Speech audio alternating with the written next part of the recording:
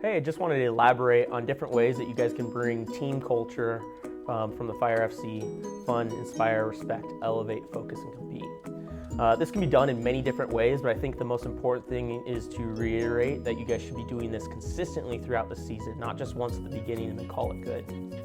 The ways that I like to do this come in different variations, but I typically get down with my team and we'll have an interactive conversation where the team helps define what Fire FC stands for, so what fun is, what inspire is, what respect is, so on and so forth. And then we revisit this throughout the season, so we'll maybe do it 3 or 4 times as a group and see how the definitions evolve.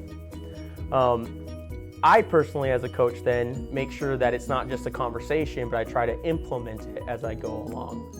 So what I mean by that is I might see little Johnny over there pick up trash after a training session, and I'll specifically say, maybe where teammates can hear him, maybe not. I'll say, hey Johnny, great way to elevate our environment. Great way to elevate the community by cleaning up some trash. I love it. Or I might say, little Susie, that was fantastic how you brought your teammates' head up after they missed that pass. That was inspiring for me to see. So I try to incorporate all those things throughout the season. And it might be within a training session where I just say, hey, that was really, really well done competing within that session or in that activity.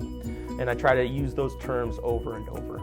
Find it really, really beneficial to do that throughout the season. Another big thing that I like to do is I like to give focus points within a game and talk about how you guys within a game can inspire each other. It's usually through the communication on the field with my teammates.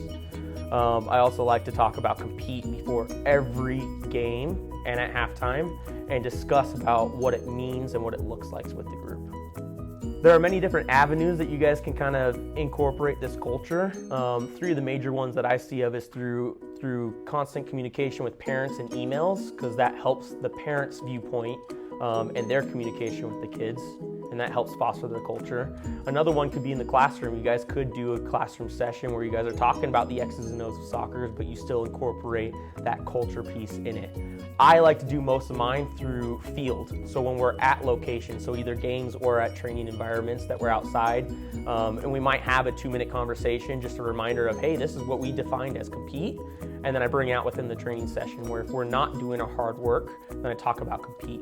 Or if we're not being respectful with our communication to each other, we might bring that out and say, hey, this is an opportunity for us to discuss these things as a team.